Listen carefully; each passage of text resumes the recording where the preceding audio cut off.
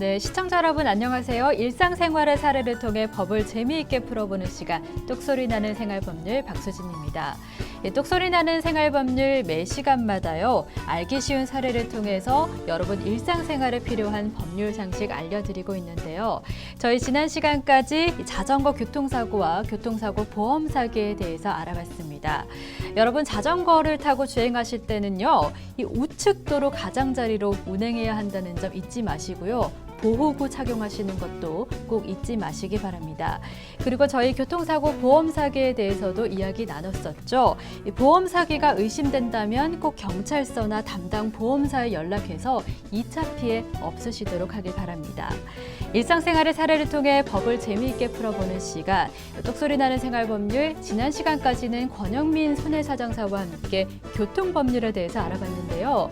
오늘부터는요, 소비자 분쟁에 관해 새로운 말씀을 해주실 전문가 한 분 모셨습니다. 대구 경북 소비자연맹의 임경희 선생님이신데요. 안녕하세요, 선생님. 네, 안녕하세요. 네, 반갑습니다. 먼저 선생님 어떤 일 하고 계신지 시청자 여러분들께 소개를 부탁드릴게요. 예, 저는 대구 경북 지역에서 일어나는 소비자 분쟁에 관한 상담을 받고 소비자들을 교육시키는 일, 소비자들에게 정보를 주는 일을 맡아 하는 대구 경북 소비자연맹의 회장 임경희입니다. 네, 선생님 반갑습니다. 저희 이제 오늘부터 함께 소비자 분쟁에 관한 사례를 함께 살펴볼 텐데요. 이 분쟁 사례를 살펴보기에 앞서서요. 대구 경북 소비자 연맹 어떤 일을 하는 곳인지 시청자분들이 많이 궁금해하실 것 같아요. 어떤 단체인가요? 일단 이게 소비자 연맹이라는 것은 네. 이 자본주의 사회에서 아주 그 필수적인 시민운동 단체입니다. 네. 자본주의 사회가 가진 가장 큰 특징이 상품을 생산하는 경제거든요. 네. 그래서 이 상품이 모두에게 그 소비가 되고 있는데 이 소비 생활을 하는 와중에 일어나는 필요한 정보에 대한 필요한 그 상품에 대한 정보를 주기도 하고 소비자들이 어떻게 조직해서 활동해야 하는가 하는 것을 일선에서 앞장서서 실천하기도 하고 네. 소비자가 어떻게 소비하는 것이 가장 합리적인가 하는 일들을 알 수 있게 하고요. 보다 더 중요한 것은 상품을 소비하는 과정에서 문제들이 많이 생겨요. 네. 기본적으로는 생산자들이 아주 완벽한 상품을 만들어주면 좋은데 이 자본주의 사회에서는 이윤을 남겨야 되기 때문에 소비자들이 기대하는 수준의 상품이 아마 나오질 않을 거예요. 네. 그 과정에서 드러나는 문제들을 소비자들이 지적하게 하고 거기에서 나오는 문제들을 해결하기 위해서 일을 하고 필요한 상담을 받고 중재를 하는 일을 하는 단체입니다. 네, 이 소비자들의 권익 보호를 위해서 일하고 계신 단체인데요. 이 대구 경북의 소비자를 대변하는 기관인 만큼 이 소비자 분쟁에 관한 많은 사례를 접하실 것 같아요. 어떻습니까? 그렇죠. 그런데 그 전에 하나 이 한국의 소비자 운동이 시작된 게 1970년대부터예요. 네. 68년에 도입이 됐고 대구 경북 지역의 소비자 운동 단체가 활동을 시작한 게 1982년입니다. 네. 그래서 지금 35년 정도 저희들이 활동을 해오고 있고요. 네. 저희들이 매년 지난해 같은 경우 11,700건, 그러니까 한 12,000건 정도 소비자 분쟁을 받아서 해결을 해주는데 네. 이건 굉장히 다양해요. 네. 그러니까 저희들이 그 분쟁을 조정하는 대상이 거의 62개 그 품종에 걸쳐서 있어요. 네. 그러니까 여러분들이 소비하고 계시는 소비 생활 속에서 드러나는 모든 일에서 일어나는 문제들을 그 중재하기 위해서 노력한다고 보시면 될 겁니다. 네, 말씀을 들어보니까 아까 만여 건 가까이를 해결하고 계신다고 했는데 그래도 그중에서 가장 기억에 남는 에피소드들이 몇 가지가 있을 것 같아요. 가장 기억에 남는 일들 어떤 일들이 있으세요? 이제 그 크게 나누어서 두 가지로 볼 수 있을 것 같은데요. 네. 하나는 이 소비자들이 상품을 그 소비를 하는 과정에서 드러나는 문제 중에 이게 전자제품 또는 통신 문제들이 있어요. 네. 그래서 이게 우리가 지금 소비하는 물건들은 워낙 기술력이 빨리 발전하고 있으니까 네. 상품의 품질도 좋아지고 상품의 종류도 다양해져요. 그중에 하나의 그중에 가장 대표적인 게 이제 우리가 쓰고 있는 전화인데 네. 이전에 혹시 집전화라고 들어보셨나요? 저희 집은 아직도 집 전화를 쓰고 네, 있어요. 집전화가 지금은 거의 쓸모가 없어졌죠. 네. 그래서 2000년대 중반 휴대전화가 나오면서 이게 집전화가 쓸모가 없어졌는데 네. 문제는 소비자들은 그 이전에 집전화를 쓰고 있었고 네. 그 과정에서 집전화에 관련되는 상품을 생산하는 KT 쪽에서는 필요한 상품을 이전 시대에 팔았단 말이에요. 네. 그렇게 판 것 중에 대표적인 것이 더블 프리 요금제라는 게 있었습니다. 네. 이 더블 프리 요금제라는 것은 석 달 동안의 전화 요금을 평균을 내서 네. 그 평균에서 30%를 더 내면 그 얼마든지 집 전화를 쓰게 할 수 있도록 하는 제도인데요. 네. 이 제도가 이제 집 전화를 사용하지 않게 되니까 결과적으로는 소비자들이 낸 돈만큼 소비를 못하게 된 거예요. 네. 근데 이제 이 소비자가 낸 돈만큼 소비를 못하게 되면은 생산자가 빨리 정보를 주고 이걸 찾을 수 있도록 해줘야 되는데 네. KT에서 그 부분을 조금 소홀하게 다루었던 것 같습니다. 네. 그래서 대구 경북 소비자 연맹에서 주도를 해서 네. 전국적인 운동으로 확산을 시켰고 그래서 소비자들 그 당시에 그 소비자들 구제를 하면서 거의 104억 정도 되는 돈을 이게 집전화 가입자들에게 환불 하도록 한 일이 있었어요. 그게 네. 아마 저희 단체가 한 일 중에 가장 큰 일일 겁니다. 네. 또 하나는 이제 그 소비자들이 조심을 해야 될 부분이 포함된 사건인데요. 네. 시내에 있는 그 꽤 큰 대형마트에서 일어난 일이에요. 네. 30대 엄마가 아이를 데리고 그 대형마트에 가서 장을 보면서 쇼핑을 하던 도중에 아이가 에스컬레이터 계단에 끼어서 다친 사건입니다. 네. 그러면 일반적으로 책임이 누구에게 있을까요? 잘 모르겠어요. 그렇죠. 네. 가장 기본적으로는 7세 미만 아이를 케어할 책임은 부모에게 있습니다. 네. 그래서 그 대형마트 측에서 아이를 제대로 케어하지 않았으니까 소비자 과실이 크다라고 해서 치료비 배상을 거부를 한 일입니다. 네. 그런데 이제 저희들 입장에서는 아이를 돌보지 않은 일만이면은 어머니에게 책임을 물을 수 있겠지만 대형마트 자체에 혹시라도 소비자가 피해를 입을 수 있는 그 여지가 있었나를 현장을 가서 찾아냈죠. 네. 찾았더니 에스컬레이터 올라가는 틈새에 네. 아이가 끼일 수 있는 여지를 막지 않고 그냥 두었더라고요. 그래서 저희들이 중재를 하면서 이 마트 쪽 그러니까 대형마트의 책임이 훨씬 더 큰 거니까 네. 필요한 치료비를 배상하고 그 이후에 그 소비자가 제대로 쇼핑할 수 있는 그 조건들을 충족시키도록 만들어준 사건이에요. 네. 그래서 이제 이런 그 두 가지의 사건이 저희들이 한 사건 중에 가장 기억에 남는 사건입니다. 네, 잘 알겠습니다. 이 본격적인 소비자 분쟁 사례를 살펴보기에 앞서서요. 대구 경북 소비자 연맹에 대해서 이야기를 나누고 있는데요. 제가 자료를 조사하다 보니까 조금 이색적인 이력을 발견했어요. 바로 전통시장과 관련된 활동인데요. 대구 경북 소비자 연맹에서 어떤 계기로 이 전통시장과 관련된 활동을 하게 되셨는지 궁금해요.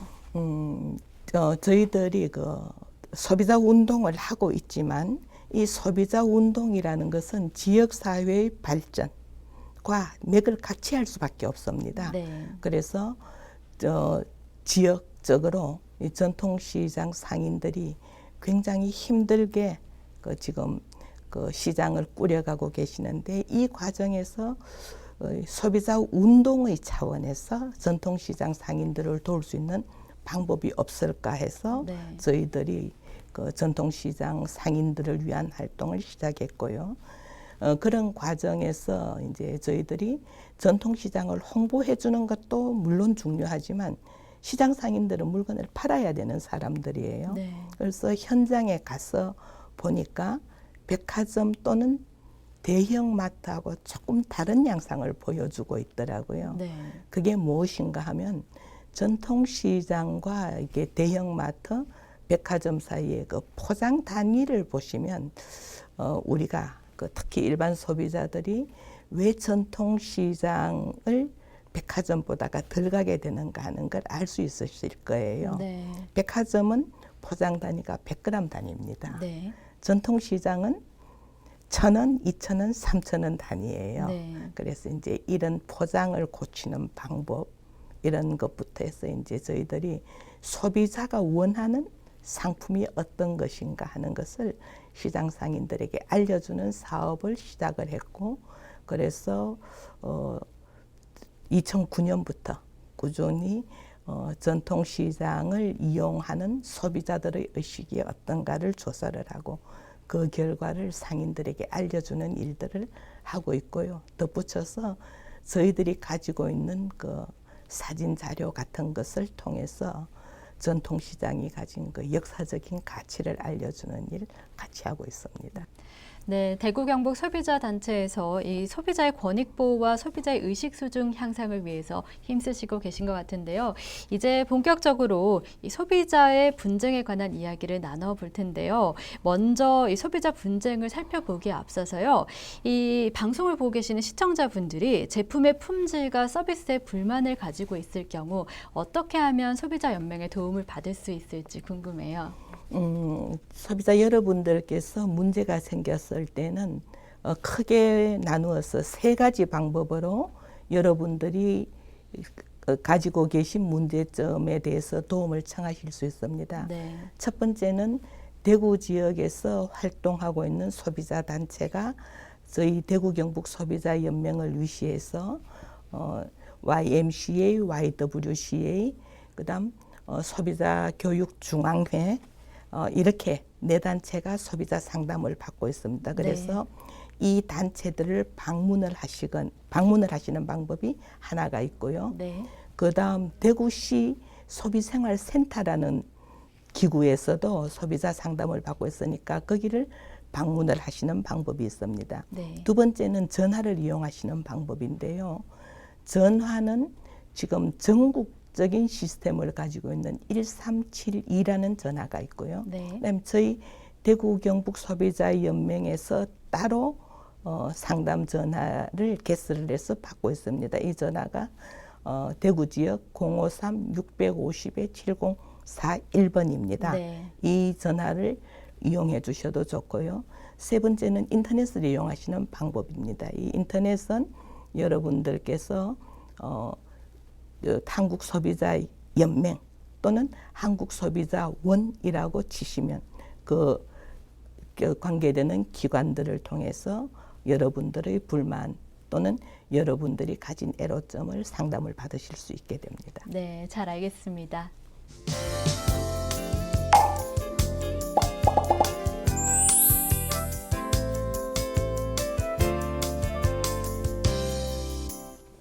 네, 대구 경북 소비자연맹의 임경희 회장과 함께 소비자연맹에 대해서 알아봤습니다.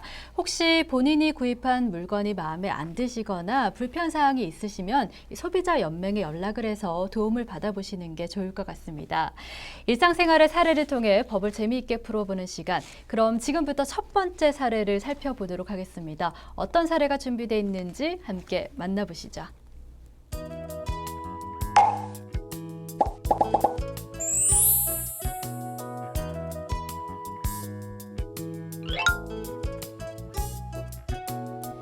(2016년 9월) 추석 연휴를 맞이해 정육점에서 70만 원의 한우 선물 세트를 택배로 받기로 한 나주부 씨. 며칠 후 나주부 씨는 경비실에 다른 택배를 찾으러 갔다가 주문했던 한우 선물 세트를 발견한다.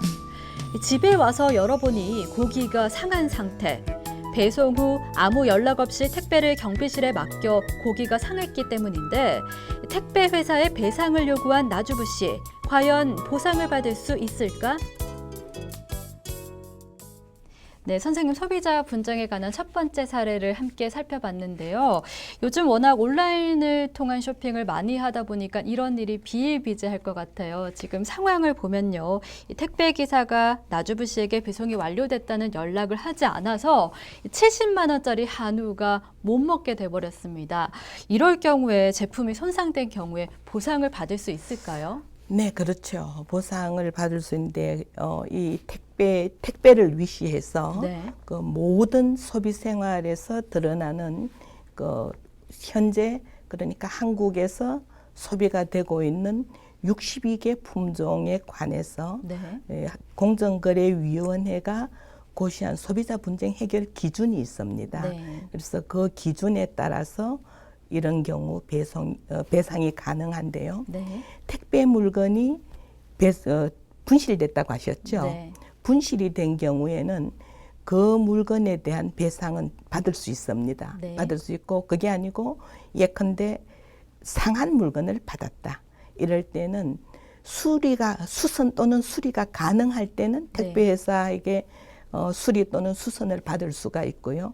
그렇지 않을 때는 환급을 받을 수 있습니다. 네, 지금 같은 경우는 택배 기사가 배송이 완료됐다는 연락을 하지 않아서가 문제인데요. 실제로 배송이 지연됐다면 이럴 경우에는 어떻게 보상을 받을 수 있을까요? 배송이 지연이 될 경우에는 네.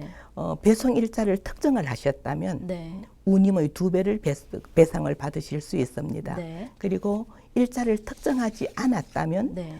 운임의 50% 범위 안에서 지연된 일자, 예컨대 이틀이 지연됐으면 운임의 0.5%, 네. 예컨대 운임을 10,000원을 주기로 하셨다면 2일 곱하기 0.5%니까 5,000원이겠죠. 네. 이렇게 해서 배상을 받으실 수 있습니다. 네, 그리고 이 택배를 분실하는 경우도 많은데요. 아까 잠시 말씀을 해주셨는데 분실을 했다면 어떻게 보상을 받을 수 있을까요? 분실을 했다면 이제 조금 전에 말씀하신 사례가 두 가지 경우로 나뉘어지는데요. 네. 사례에서는 택배 기사가 연락을 하지 않았죠. 네. 연락을 하지 않았을 때는 이 멸실에 대한 책임을 택배 기사가 지게 됩니다. 네. 소비자 분쟁 해결 기준에 따라서 일단 물건을 소비자에게 전달을 해야 되고 없을 때는 거기에 따른 후속 조치를 취해야 됩니다. 네. 그래서 경비실에 맡겼다든지 아니면 소비자하고 연락을 해서 어느 장소에 두라고 해서 두었다면 괜찮은데 네. 그렇지 않고 일방적으로 그렇게 했을 때는 책임을 택배 회사가 지게 됩니다. 네. 그런데 이 경우에 배상액이 정해져 있습니다. 네. 지금 70만 원짜리 한우라고 하셨는데 70만 원이라는 것을 운송장에 70만 원을 기재를 한 경우엔 70만 원을 다 배상을 받으실 수 있는데요. 네. 그렇지 않은 경우에는 한도액이 50만 원입니다. 네. 그래서 이건 소비자들께서 아마도 이제 50만 원 넘어서게 되면은 택배 비용이 늘어나니까 그냥 이제 50만 원으로 기재를 하시고 보내시는 경우가 있는데 조심을 하셔야 될 부분입니다. 네. 이 말씀을 들어보니까 나주부 씨 같은 경우에는 택배를 보상받을 수 있는 방법이 있는데요. 안타깝지만 택배를 보상받을 수 없는 경우도 있을 것 같아요. 어떤 경우에 보상을 받을 수 없을까요? 소비자들이 배상을 받을 수 없는 경우는 크게 한 3가지 정도로 나누어집니다. 네. 하나는 소비자가 연락처라든지 주소를 잘못 기재했을 경우, 네. 명백한 소비자 과실이니까 받을 수 없고요. 두 번째는 파손 면책이라고 해서 물건을 맡길 때 택배 회사에서 파손의 위험이 있다거나 아니면 상할 위험이 있으니까 발송하지 않겠습니다라고 했는데도 괜찮다라고 그 파손 면책에 동의를 하는 경우가 있습니다. 네. 그럴 때는 배상을 받으실 수가 없고요.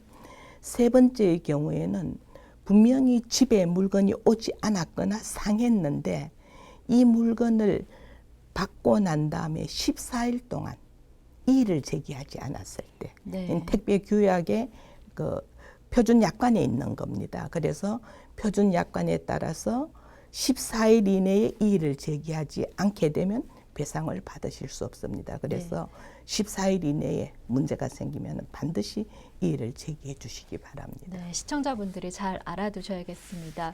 그리고 요즘 많은 분들이 바쁘시다 보니까 집에 안 계시는 경우가 많아요. 그래서 택배를 못 받는 경우가 많은데요. 이런 분쟁이 많을 것 같아요. 실제로 어떻습니까? 택배를 못 받고 이제 하는 경우가 가끔씩 생깁니다. 네. 생기는데 이런 경우에는 택배 회사 측에서 물건을 어디에 두었으니까 받아라라든지 이런 그 조치를 취해야 됩니다. 네. 그래서 소비자 분쟁 해결 기준에 따라서 택배 회사 측에서 소비자에게 그 택배를 받을 사람에게 어디에 두었고 어떻게 해야 되는가를 의논하지 않고 네. 일방적으로 두고 갔다면 그 소비자들이 택배 회사에 피해 배상을 그 피해를 보상해 주도록 요구하실 수가 있고요. 네. 그렇지 않고 소비자하고 협의를 해서 물건을 두고 갔는데 잘못됐다면은 소비자가 배상을 요구할 수 없습니다. 네, 아까 잠시 말씀을 하셨는데요. 요즘 뭐 주택에 계신 분들도 그렇고 아파트에 계신 분들도 그렇고 뭐 현관에 두고 가달라 내지는 화분 옆에 더 주세요라고 부탁을 하는 분들이 있는데요. 이렇게 부탁을 했는데 물건이 분실이 됐다면 이럴 경우에는 어떻게 해야 할까요? 그럴 때는 택배 회사 측에 책임을 물을 수 없습니다. 네, 그러면 네. 시청자분들이 꼭 알아두셔야 할 점은 반드시 기사님과 상의를 하셔서 그렇죠. 네, 일단은 네. 예, 소비자가 기사하고 상의를 해서 네. 물건이 소비자가 없을 때 어떻게 하라라는 지시를 했고 네. 그 지시에 그 택배 회사가 움직였다면 네. 택배 회사는 면책이 되는 거죠. 꼭 알아두셔야겠습니다. 네. 네, 이렇게 해서 지금까지 택배와 관련된 분쟁 사례들을 살펴보고 있는데요. 선생님이 전문가로서 이 택배와 관련해서 시청자분들에게 이런 부분은 꼭 알아뒀으면 좋겠다 하는 부분들이 있을까요? 그 알아둬야 될 부분은 우리가 지금까지 얘기를 했으니까 다른 부분들은 하고 필요한 조치를 취하시면 되고요. 네. 부탁을 드리고 싶은 건 두 가지입니다. 네. 잊어서는 곤란한 것이 하나는 할 때 운송장의 가액을 정확하게 기재를 하십시오. 네. 앞에서 말씀드린 것처럼 가액이 기재되지 않은 경우에는 50만 원까지밖에 배상을 받을 수 없습니다. 네. 그래서 택배 요금을 조금 더 무시더라도 비싼 물건은 제대로 가액을 기재를 하셔서 배상을 받으시면 좋겠고요. 네. 또 하나는 문제가 생겼을 때는 14일 이내에 반드시 이의 제기를 하셔서 네. 불필요한 손해를 보는 일이 없도록 하시면 좋을 것 같네요. 네, 이렇게 해서 이제 마지막으로 사례를 한번 정리를 해볼 텐데요. 나주부 씨가 어떻게 하면 그러면 이번 상황을 현명하게 해결할 수 있을까요? 일단 고기가 상한 거니까 네. 상한 상태를 아셨으니까 바로 택배 회사에 상했다라고 하고 이의를 제기를 하십시오. 네. 이의 제기하는 것은 조금 전에 말씀드린 것처럼 14일 이내입니다. 네. 14일 이내에 이의를 제기를 하시고 혹시 그 운송 가액을 기재하지 않으셨다면 50만 원 범위 안에서 구제를 받으실 수 있을 것 같습니다. 네. 그리고 혹시 만약에 택배와 관련해서 내가 불이익을 보는 것 같다라고 생각이 되면 언제든지 소비자연맹으로 전화해서 문의를 하면 안내받을 수 있는 거죠? 네, 그렇습니다. 그리고 국번 없이 1372로 전화를 주시면 전국에 있는 소비자 상담원들이 네. 필요한 정보를 제공을 할 것이고 필요한 중재를 할 겁니다. 네, 잘 알겠습니다. 예.